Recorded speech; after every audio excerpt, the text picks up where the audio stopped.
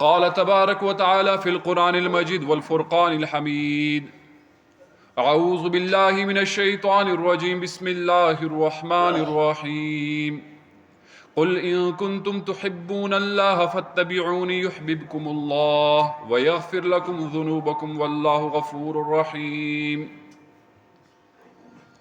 عن أبي هريرة رضي الله عنه قال قال رسول الله صلى الله عليه وسلم: من تمسك بسنتي عند فساد الأمة فله أجر 100 شهيد، أو كما قال النبي صلى الله عليه وسلم. قال تبارك وتعالى: إن الله وملائكته يصلون على النبي يا أيها الذين آمنوا صلوا عليه وسلموا تسليما. اللهم صل على محمد وعلى آل محمد كما صليت على إبراهيم وعلى آل إبراهيم إنك حميد مجيد. اللهم بارك على محمد وعلى آل محمد كما باركت على إبراهيم وعلى آل إبراهيم إنك حميد مجيد. محترم بزرگوں، دوستو، اللہ رب العزت کا ہم پر بہت بڑا احسان ہوا، ہمیں ایمان کی دولت سے نوازا اور اپنے مسجد میں حاضری کی توفیق عطا فرمائی۔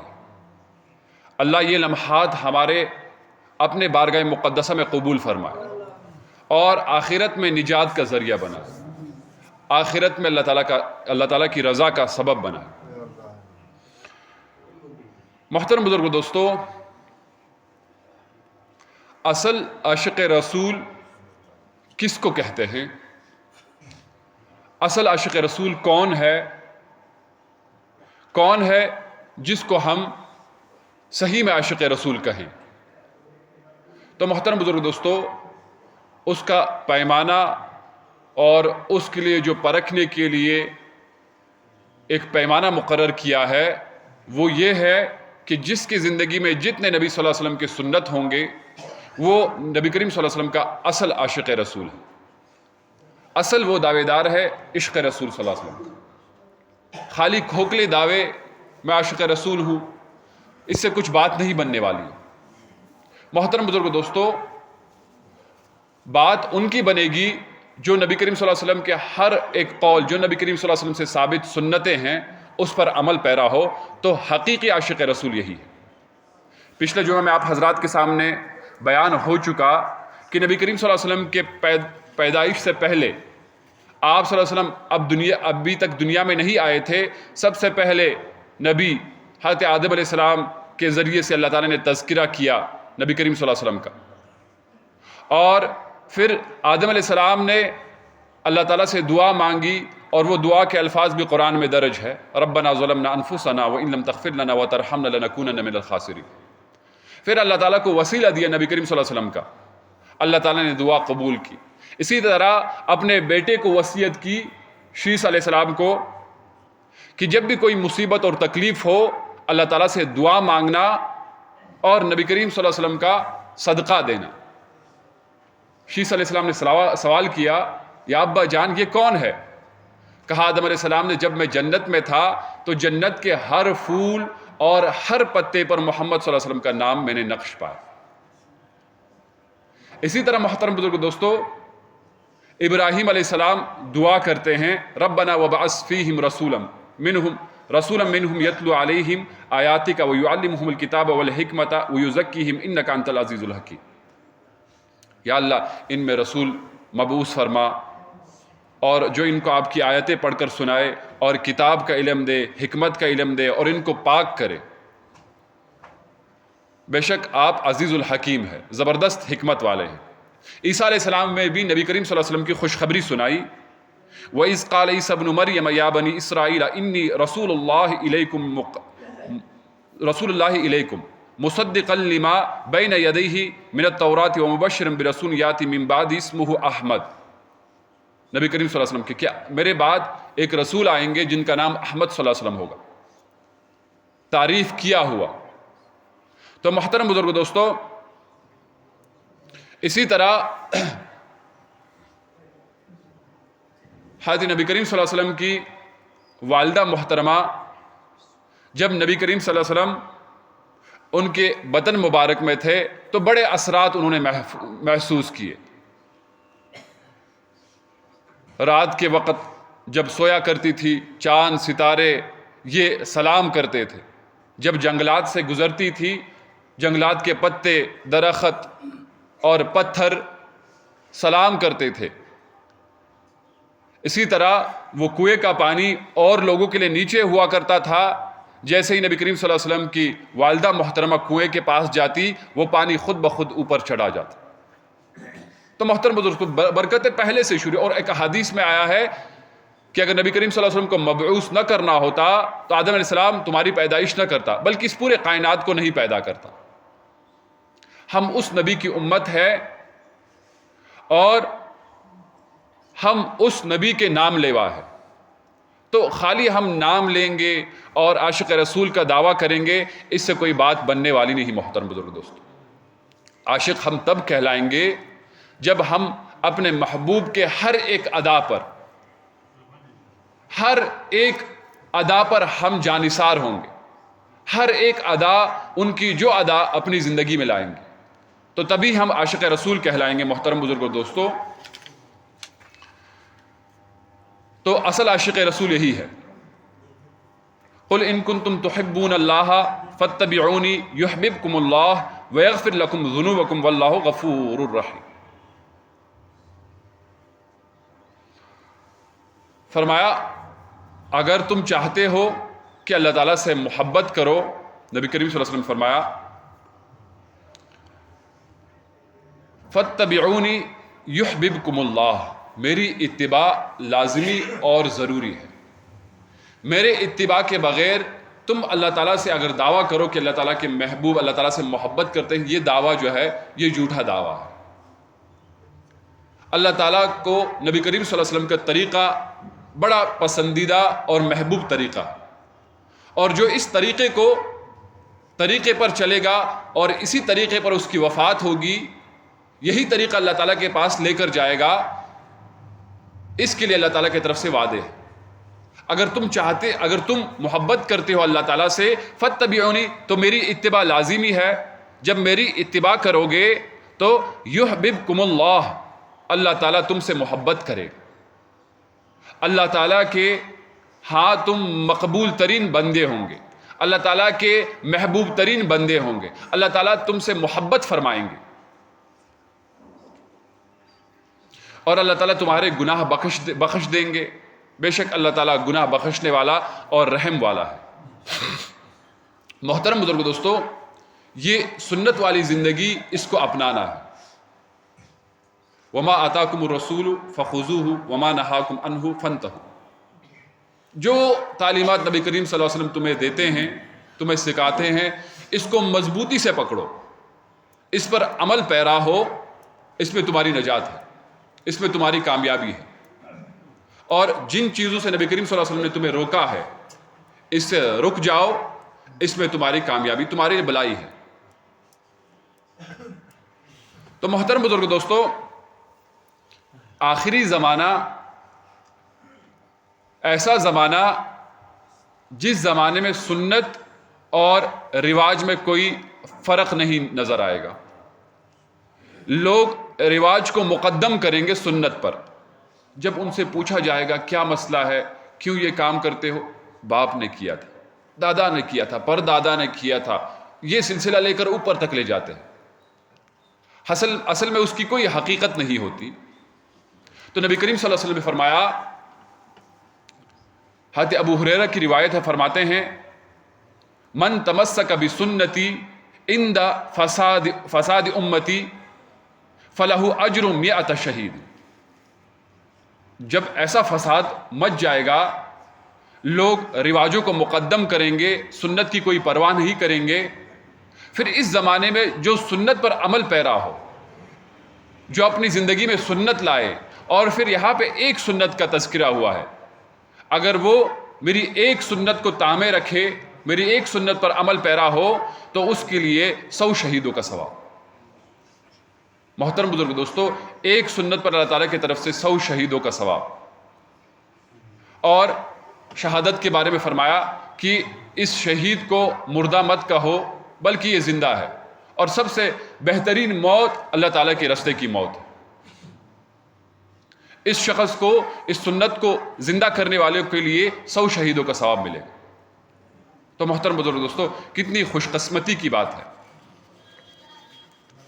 اور یہ سنت پر عمل کرنے والا، سنت پر عمل پیرا، فرمایا رسول اللہ صلی اللہ علیہ وسلم نے، ایک صحابی نبی کریم صلی اللہ علیہ وسلم سے سوال کرتے ہیں۔ حضرت انس بن مالک رضی اللہ عنہ کی روایت ہے، فرماتے ہیں کہ ان رجل سأل نبی صلی اللہ علیہ وسلم متی ساعۃ، یا رسول اللہ علیہ وسلم قیامت کب آئے گی؟ فرمایا رسول اللہ صلی اللہ علیہ وسلم نے، قال ما اعدت لہا، تم نے اس کے لیے کیا تیاری کر رکھی ہے؟ تو اس صحابی نے فرمایا، قال ما اعدت لہا من کثیرۃ صلاۃ ولا صوم ولا صدقۃ، میرے پاس تو نہ کوئی کثیر تعداد میں نمازیں ہیں، یعنی فرض واجبات کے علاوہ نمازیں، اور نہ کثیر تعداد میں کوئی صوم یعنی روزے ہیں، یعنی فرض کے علاوہ روزے، ولا صدقۃ، اور نہ صدقہ میں نے کوئی کچھ خاص صدقہ کیا اللہ تعالیٰ کے راستے میں، یعنی واجب جو چیزیں انسان پر ہے، زکوٰۃ، اس کے علاوہ نہیں، اللہ تعالیٰ نے استطاعت نہیں دی ہے تو اتنا صدقہ بھی میں نے نہیں کیا۔ تو پھر کیا؟ ولیکن احب اللہ ورسولہ قال انت مع من احببت، لیکن یا رسول اللہ صلی اللہ علیہ وسلم میں آپ سے محبت کرتا ہوں، اور آپ کی محبت میرے دل میں بہت زیادہ ہے، کسی چیز کو ترجیح نہیں دیتا، جہاں پر آپ کا قول آتا ہے، آپ کا فعل آتا ہے، وہ میرے لیے حجت ہوتا ہے۔ پھر میرے اختیارات ختم ہو جاتے ہیں، جو رواج چیزیں ہیں، جو اور معاملات ہیں، بس وہ ختم۔ آپ کی سنت کو اور آپ کے طریقے کو اہمیت دیتا ہوں، آپ کی محبت میرے دل میں بہت زیادہ ہے۔ جب محبوب سے محبت ہو تو محترم بزرگ دوستو، لوگ پھر کسی اور چیز کو ترجیح نہیں دیتے۔ اس صحابی نے فرمایا کہ آپ کی محبت بہت زیادہ، آپ کی ادائے، آپ کے قول، آپ کے فعل، میں اس پر فدا ہوں، سب میری زندگی میں ہے۔ تو فرمایا رسول اللہ صلی اللہ علیہ وسلم نے، قال انت مع من احببت، بے شک جس سے تمہاری محبت ہے، اور محبت کی یہ کیفیت ہے کہ اس کی ہر ادا تم نے محفوظ کر رکھی ہے، تو قیامت کے دن تم اسی کے ساتھ ہو۔ محترم بزرگ دوستو، نبی کریم صلی اللہ علیہ وسلم کے رفاقت کا سبب، نبی کریم صلی اللہ علیہ وسلم کے ساتھ کا سبب نبی کریم صلی اللہ علیہ وسلم سے محبت، اور محبت جیسے کہ پہلے میں نے عرض کیا، محبت یہ دعوے کرنا میں عاشق رسول ہوں، اور ایک دن کا جلوس نکالنا، میلاد منانا، تو یہ کوئی محبت نہیں۔ محبت کی محبوب کی ہر ایک ادا اس کی زندگی میں ہو، اور یہ متلاشی ہو کہ نبی کریم صلی اللہ علیہ وسلم کے کیا فرمان ہے اس مسئلے میں۔ یہ کام نبی کریم صلی اللہ علیہ وسلم نے شادیاں، متعدد شادیاں کی، تو نبی کریم صلی اللہ علیہ وسلم نے کس طریقے سے یہ شادیاں کی؟ نبی کریم صلی اللہ علیہ وسلم نے فرمایا، اولموا ولو بشاۃ، ولیمہ دو اگرچہ ایک بکری ہو۔ تو ہمیں طریقہ پتہ کرنا ہے کہ یہ شادی کس طریقے سے ہوئی، کیسے نبی کریم صلی اللہ علیہ وسلم نے ان شادیوں کو انجام دیا۔ محترم بزرگو دوستو، آج جب ہمارے یہاں شادی ہوتی ہے، جو بھی بچھڑے ہوئے ہوتے ہیں، جو بھی ناراض پریشان ہوتے ہیں، جو بھی ہم سے خفا ہوئے ہوتے ہیں، ہم اس دن، یہ خاص دن میں سب کو راضی کرتے ہیں، سب کو دعوت دیتے، جو تقریباً 10-15 سال سے ناراض بیٹھے ہوئے گھر میں ہوتے ہیں، ہم ان کو بھی منانے کی کوشش کرتے ہیں، اور ان کو بھی دعوت دیتے ہیں کہ گھر میں آئے، شادی کا مقام ہے، بچے کی شادی ہے، اور پہلی شادی ہے ہمارے گھر میں، تو سب کو خوش کرنے کی ہم کوشش کرتے ہیں۔ لیکن یہی شادی کا مقام ہوتا ہے محترم بزرگ دوستو، سب کو خوش کرتے ہیں، نبی کریم صلی اللہ علیہ وسلم کو ناراض کرتے ہیں، اللہ تعالیٰ کی نافرمانی کا ذریعہ یہ شادی بن جاتا ہے۔ نبی کریم صلی اللہ علیہ وسلم نے فرمایا کہ میں آیا ہوں اس ڈول اور اس باجے کے ساز کو، اس چیزوں کو ختم کرنے کے لیے۔ تو وہی شادی جو برکت کا سبب ہوتی ہے، جس میں اللہ تعالیٰ نے خیر فرمایا ہے اور بہترین مجلس، نکاح کی مجلس کو قرار دیا ہے، وہ نکاح، وہ شادیاں اس چیز سے محفوظ نہیں۔ جو برکت کا سراپا برکت کا باعث، لیکن خرافات، ڈول اس میں بھی، ناچنا گانا اس میں بھی، غیر محرم عورتیں گانا گاتی ہے، باہر جو ہے غیر محرم مرد ان کی آواز سنتے ہیں۔ تو محترم دوستو، سب کو راضی کرتے ہیں لیکن اللہ تعالیٰ کو اور اللہ تعالیٰ کے رسول کو اس ایک دن میں ناراض کرتے ہیں۔ پھر باقی زندگی پھر نارمل ٹریک پر آ جاتی ہے۔ پھر روز تو ڈول تماشا نہیں ہوتا، روز تو گانے بجانے نہیں ہوتے، لیکن یہ ایک دن قیمتی دن تھا، اس قیمتی دن کو جو ہے ضائع کر دیا۔ تو محترم ایک دن میں ہم سارے اپنے معمولات، جو ہمارے معمولات تھے وہ بھول جاتے ہیں۔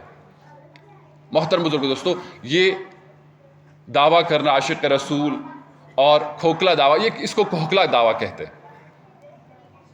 پتہ میدان کی لگی، اصل پتہ میدان میں چلے گا۔ جب یہ موقع آئیں گے، جب یہ پورے اختیارات ہوں گے، پھر وہاں پر ان شادیوں کو نبی کریم صلی اللہ علیہ وسلم کی سنت کے مطابق، یہ بڑی کمال کی بات ہے آج کے زمانے میں۔ تو اسی لیے اس احادیث میں فرمایا کہ جو آخرت کے زمانے میں اور قیامت کے قریب فساد کے دوران ہر جگہ فساد ہے، اور یہ رواج ہے کہ فلاں شادی پختانہ ہوئی تو اس ماتم نہ دے، واد ڈول سرخوان کی، واد گڑا سرخوان کی۔ تو یہ کوئی ماتم کی چیز تو نہیں، شادی ہے، اور شادی جو ہے یہ ڈول اور اسی طرح گانے بجانے سے یہ شادی اچھی لگتی ہے۔ تو محترم بزرگ دوستو، ایک موقع آیا تھا، اس میں بھی اللہ تعالیٰ کو ناراض کیا، اور حقیقت میں جہاں پہ دعویٰ کرنا تھا اور اس دعوے پہ ثابت قدم رہنا تھا، وہاں پہ پھسل گیا۔ تو محترم بزرگ دوستو، یہی فساد کا زمانہ ہے، اور اس فساد کے زمانے میں جو ایک سنت پر قائم دائم رہے گا اس کو 100 شہیدوں کا ثواب ملے گا۔ تو اصل پتہ ان بڑے بڑے موقعوں پر پتہ چلے گا یہ کتنا عاشق رسول ہے، اس کی زندگی میں کتنا نبی کریم صلی اللہ علیہ وسلم کا عشق ہے۔ محترم بزرگ دوستو، اصل کرامات اور اصل چیز جو ہے یہ جس بزرگ سے صادر ہو، وہ اصل کرامات جو ہے یہ سنت پر عمل پیرا، اس کو اصل کرامات کہتے ہیں۔ حضرت جنید بغدادی ایک بہت بڑے بزرگ، صوفیہ کے میدان کے بہت بڑے اعلیٰ پائے کے بزرگ، اللہ تعالیٰ نے بڑا مقام عطا کیا تھا۔ پہلی زندگی پہلوانی میں گزری، کل اس کا تذکرہ ہوا کہ ایک سعادات کی قدر کی، ایک سعادات نے جنید بغدادی کے کان میں کہا کہ بڑی فاقے ہیں، بڑی مشقتیں ہیں، اس لیے میں اس کشتی کے لیے آیا ہوں، اور مجھے پتا ہے کہ آپ کا مقابلہ نہیں کر سکتا کیونکہ بادشاہ کے خاص بندے ہو، لیکن میں نبی کریم صلی اللہ علیہ وسلم کے آل سے تعلق رکھتا ہوں، میرا خاندان جو ہے یہ نبی کریم صلی اللہ علیہ وسلم کا خاندان ہے، اس لیے میری راج رکھنا، نبی کریم صلی اللہ علیہ وسلم کی لاج رکھنا، آج یہ کشتی ہار جانا۔ تو جنید بغدادی نے ایک سعادات کی قدر کی، 3 بار اس سے ہار گئے، اللہ تعالیٰ نے ولایت کے بڑے مقام پہ پہنچایا، بہت بڑا ولی بنایا۔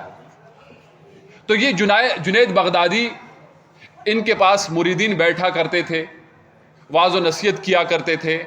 تو ایک مرید جب خلوت ہوئی، جنید بغدادی اور ان کے ایک خاص مرید ان کی خدمت میں بیٹھے ہوئے ہیں، تو حضرت سے کہا کہ حضرت 10 سال ہو گئے ہیں کہ آپ کے خدمت میں ہوں، 10 سال ہو گئے ہیں، دن رات آپ کو دیکھا، آپ کی صحبت میں رہا، آپ کے تعلیمات جو آپ تعلیمات دیتے رہے ان تعلیمات کو میں نے اپنایا اور آپ کے مجلسوں میں رہا، لیکن حضرت ایک شکوہ شکایت ہے، یہ 10 سال ہو گئے ہیں، میں نے کوئی کرامات آپ سے نہیں دیکھی، آپ سے کوئی کرامات سرزد نہیں ہوئی۔ تو ولیوں کی تو یہ شان ہوتی ہے کہ وہ کوئی کرامت، کوئی خلاف عادت ان سے کوئی کام سرزد ہو جائے۔ تو محترم بزرگ دوستو، معجزہ یہ نبی کا فعل ہے، اصل میں سارے فعل جو ہے اللہ تعالیٰ کے ہیں، معجزہ، کرامات، یہ سب اللہ تعالیٰ کے فعل ہیں۔ اللہ تعالیٰ کا فعل ہے، جب اللہ کے نبی سے صادر ہوتا ہے تو اس کو معجزہ کہتے ہیں۔ فعل اللہ یصدر من نبی اللہ، اللہ تعالیٰ کا فعل ہوتا ہے، اللہ تعالیٰ اپنے کسی نبی سے اس کو جو ہے صادر کر دیتے ہیں۔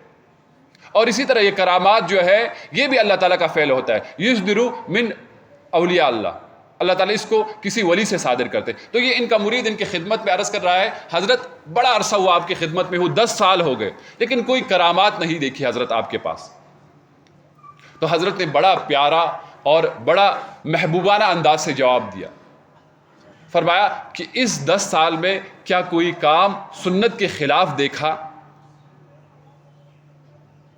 تو اس مرید نے فرمایا کہ حضرت کوئی ایسا کام نہیں جو سنت کے خلاف، بس کہ مستحب کے خلاف بھی آپ نے کوئی کام اور کوئی فعل نہیں کیا. فرمایا جنید بغدادی نے اس سے بڑی کرامت اور کیا ہو سکتی ہے کہ ایک شخص دوام ہے اس کو نبی کریم صلی اللہ علیہ وسلم کی سنت پر، اور اللہ تعالیٰ کو وہی عمل پسند ہے جو مختصر ہو اور ہمیشہ کے لیے ہو. مختصر سا عمل اور ہمیشہ اس عمل پہ عمل پیرا، یہ اللہ تعالیٰ کو یہ فعل بڑا پسند ہے. تو جنید بغدادی نے جواب دیا کہ بتاؤ مجھے کوئی عمل نبی کریم صلی اللہ علیہ وسلم کی سنت کے خلاف دیکھا؟ کہا کہ نہیں حضرت کوئی نہیں دیکھا، کوئی ایسا کام نہیں دیکھا جو سنت کے خلاف. فرمایا اس سے بڑی کرامت اور کیا ہو سکتی. تو یہ چیزیں جو ہے یہ تو ایک نظر بندی ہے، ایک کافر اور ایک گوتھڑا یہ وہ بھی کر سکتا ہے، ایک ٹرک ہوتی. اصل چیز یہ نہیں ہے محترم بزرگ دوستو. اصل چیز نبی کریم صلی اللہ علیہ وسلم کی سنت ہے. نبی کریم صلی اللہ علیہ وسلم کی سنت جتنا زندگی میں ہوگی اتنا اس شخص کے لیے کامیابی کا ایک ذریعہ ہے، اتنا یہ اللہ تعالیٰ کے یہاں مقام پائے گا، اتنا یہ اللہ تعالیٰ کے یہاں درجات پائے گا، اتنا یہ اللہ تعالیٰ کے یہاں بڑے مقام پر فائز ہوگا. محترم بزرگ دوستو، نماز ایک بڑی اونچی عبادت ہے، ایک عظیم الشان عبادت ہے. کافر اور مسلمان کے درمیان فرق یہ نماز ہے کہ مومن مسلم ایمان والا نماز پڑھتا ہے اور کافر کا اس چیز سے دور دور تک تعلقات نہیں. فرمایا کفر اور اسلام کے درمیان کیا فرق ہے؟ ترک الصلاۃ، جس نے نماز چھوڑی کافر ہے. اور امام شافعی بھی یہی کہتے ہیں کہ من ترک الصلاۃ متعمدا فقد کفر، جان بوجھ کر جس نے نماز کو ضائع کر دیا، قضا کر دی، اس نے کفر کی. پھر سے کلمہ پڑھے گا، پھر سے دین میں داخل ہوگا، اور ان کے ہاں تو بڑی سختی ہے کہ پھر سے تجدیدی نکاح کرے. تو یہ نماز بڑی اہم ترین عبادت ہے. حضرت حذیفہ رضی اللہ عنہ نبی کریم صلی اللہ علیہ وسلم کے صحابی، قال رأى حذیفة رجل لا يتم رکوعه وسجوده قال ما صلیت ولو مت على غیر فطرة التي فطر اللہ محمد صلی اللہ علیہ وسلم علیہا. جب حذیفہ نے یہ حالات دیکھے، ایک شخص آیا، ایک صحابی آیا، اس نے نماز پڑھی تو نماز میں نہ رکوع صحیح کیا نہ سجدہ صحیح کیا. تو فرمایا حذیفہ نے کہ تم نے نماز نہیں پڑھی. یہ نماز کی وہ کیفیت نہیں ہے جو نبی کریم صلی اللہ علیہ وسلم پڑھتے تھے، جو کیفیت نبی کریم صلی اللہ علیہ وسلم کی ہوا کرتی تھی. ظاہر باطن کے حالات تو اللہ تعالیٰ کو پتا ہے کہ باطن میں یہ کتنا اللہ تعالیٰ کے ساتھ جڑا ہوا ہے، اس کی کیا کیفیت ہے. لیکن حذیفہ نے ظاہر پر نظر جب دیکھی کہ اس کا رکوع صحیح نہیں، سجدہ صحیح نہیں، قیام سجدہ نہیں، قومہ سجدہ صحیح نہیں، تو اس نے کہا کہ تم نے نماز نہیں پڑھی. اور اگر اس حالات پر موت آ گئی تو نبی کریم صلی اللہ علیہ وسلم جو دین لے کر آئے اس حالات پر تمہاری موت نہیں آئی. تو محترم بزرگ دوستو، ہر ایک طریقے میں نبی کریم صلی اللہ علیہ وسلم کی اتباع ضروری ہے. نماز جب شروع کریں گے، شروعات سے آخر تک جیسے نبی کریم صلی اللہ علیہ وسلم نے طریقہ سکھایا ہے اسی طریقے پر نماز پڑھیں گے، وہ نماز اللہ تعالیٰ کے یہاں مقبول ہوگی. ورنہ احادیث میں آیا ہے کہ بہت سارے نماز پڑھنے والے ان کو یہ نماز جو ہے اس سے کوئی اجر اور کوئی ثواب نہیں ملتا، کیونکہ نماز اس کیفیت اور اس طریقے کی نہیں ہوتی. تو محترم بزرگ، اگر ہم ظاہری کیفیت بنائیں گے، ظاہر میں یہ نماز نبی کریم صلی اللہ علیہ وسلم کے مطابق بنائیں گے، باطنی کیفیت کے لیے اللہ تعالیٰ سے دعا کریں گے، باطنی کیفیت بھی اللہ تعالیٰ عطا کر دے. محترم بزرگ دوستو، ظاہر اگر ہم نبی کریم صلی اللہ علیہ وسلم کے طرح بنائیں گے، محترم بزرگ دوستو، یہ اللہ تعالیٰ مغفرت کے لیے یہ کافی ہے. ایک مثال دیتا ہوں آپ حضرات کے سامنے کہ ایک ماں اپنے بچے سے بہت زیادہ محبت کرتی ہے. بچہ کہیں دور ہو قریب ہو، اس ماں کی محبت یہ معتدل رہتی ہے بچے سے. ہاں اگر بچہ کہیں دور چلا جائے تو ماں تڑپتی ہے اس بچے کی. تو اگر اس ماں کے سامنے کوئی شخص اس بچے کی تصویر لے کے آئے اور پھر اس ماں کے سامنے کہے کہ اس تصویر کو میں آگ میں ڈالوں. ماں یہ چیز برداشت نہیں کرتی. حالانکہ تصویر کیا چیز ہے؟ کوئی حقیقت نہیں. تصویر سے بچے کو کیا تکلیف ہوگی؟ کچھ بھی نہیں. تو ماں یہ برداشت نہیں کرتی. ماں سے یہ چیز برداشت نہیں. میرے بچے کی تصویر کو کیسے ڈالو گے آگ میں؟ یہ میں سے کیسے گوارا کروں؟ میری غیرت کہا جائے گی. میرے سامنے میرے بچے کی تصویر تم آگ میں ڈالو گے؟ یہ میری غیرت کے خلاف کام ہے. میں ایسا ہونے نہیں. اچھا ٹھیک ہے, آگ میں نہیں ڈالتے ہیں, اس تصویر کو جو ہے پھاڑ دیتے ہیں. ماں یہ بھی گوارا نہیں کرتی محترم بزرگوں دوستو کہ اس کے آنکھوں کے سامنے اس کے بچے کا عکس تصویر جس کی کوئی حقیقت نہیں اس کو پھاڑا جائے یا آگ میں ڈالا جائے. تو محترم بزرگوں دوستو, ایک اللہ اپنے بندے سے 70 ماؤں سے زیادہ محبت کرتے ہیں. یہ 70 ماؤں کا یہ جو ہے یہ ایک درج ہے حدیث میں, اس سے کہیں گنا اللہ تعالیٰ زیادہ محبت کرتے ہیں اس بندے سے. اور پھر اللہ تعالیٰ سب سے زیادہ محبت نبی کریم صلی اللہ علیہ وسلم سے کرتے. حدیث جو پہلے عرض ہو چکی, آپ حضرات کے سامنے پہلے بیان ہو چکا کہ اے آدم, اگر نبی کریم صلی اللہ علیہ وسلم کو نہ پیدا کرنا ہوتا تو تمہیں پیدا نہیں کرتا. اور پھر دوسری حدیث میں فرمایا کہ اگر نبی کریم صلی اللہ علیہ وسلم کو نہ پیدا کرنا ہوتا اس کائنات کو پیدا نہ کرتا. اللہ تعالیٰ کی محبت نبی کریم صلی اللہ علیہ وسلم سے بہت زیادہ. تو محترم بزرگوں دوستو, جب ہم ظاہر میں نبی کریم صلی اللہ علیہ وسلم کی شکل اور صورت بنائیں گے, جب ظاہر میں ہماری داڑھی ہوگی, ظاہر میں ہمارا لباس نبی کریم صلی اللہ علیہ وسلم کے مطابق ہوگا, ظاہر میں ہر ایک سنت ہمارے زندگی میں ہوگی, تو محترم بزرگوں دوستو کیا اللہ تعالیٰ اس چیز کو گوارا کریں گے کہ اس ظاہری صورت کو آگ میں ڈالیں؟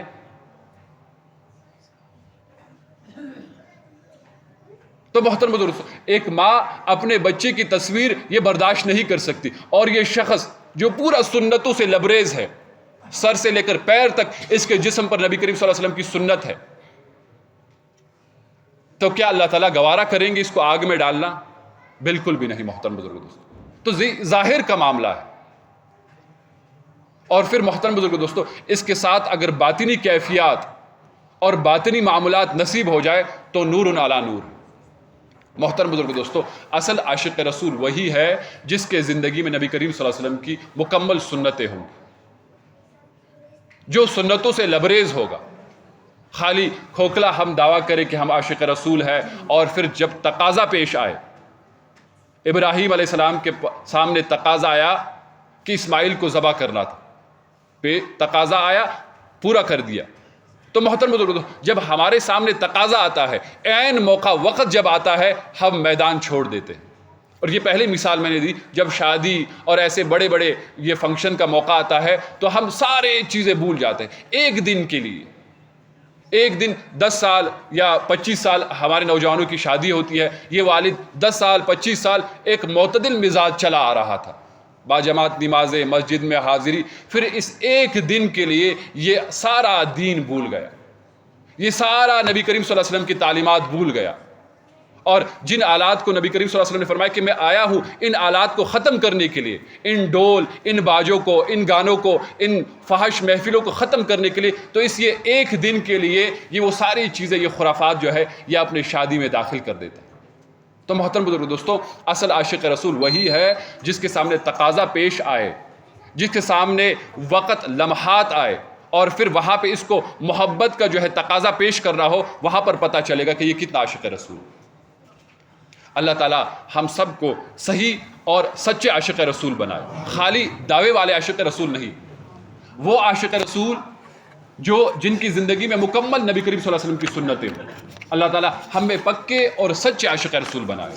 اللہ تعالیٰ ہمیں پکے اور سچے عاشق رسول بنائے اور پکے اور سچے نمازی بنائے. یا اللہ, یہ جتنے باتیں عرض ہو چکی ہیں, جتنے باتیں بیان ہو چکی ہیں, اللہ سب پر عمل کرنے کی توفیق عطا فرما. یا اللہ, نبی کریم صلی اللہ علیہ وسلم کے ہر ایک سنت کو ہمارے زندگیوں میں زندہ فرما. یا اللہ, ہمارے گھروں میں زندہ فرما, اور جن سے بھی خرافات ہیں, شیطانی حرکات ہے, یا اللہ یہ ہماری زندگیوں سے اور ہمارے گھروں سے دور فرما. نبی کریم صلی اللہ علیہ وسلم کی ہر چھوٹی سے چھوٹی سنت اور بڑی سے بڑی سنت یا اللہ ہماری زندگیوں میں اور ہمارے گھروں میں یا اللہ زندہ فرما, اور غیروں کا طریقہ ہماری زندگیوں سے اور ہمارے گھروں سے دور فرما. یا اللہ ہمارے جتنے بھی مریض ہیں، یا اللہ جتنے بھی گھروں کے اندر مریض ہے، یا اللہ لا علاج مرض میں مبتلا ہے، یا اللہ سب کو شفائے عاجلہ دائمہ مستمرہ عطا فرما، یا اللہ جتنے بھی حاجت مند ہے یا اللہ سب کی حاجتیں پوری فرما، یا اللہ سب کی نیک مرادیں روا فرما، یا اللہ سب کی نیک مرادیں روا فرما۔ وآخر دعوانا الحمدللہ رب العالمین۔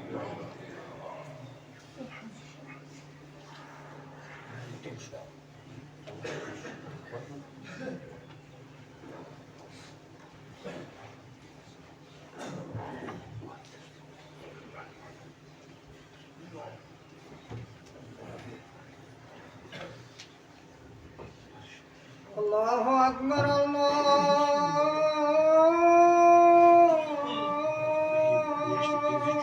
اکبر اللہ اکبر اللہ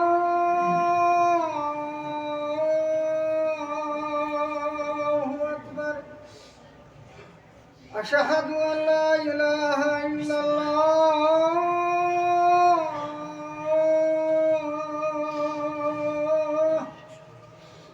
اشہد ان لا الہ الا اللہ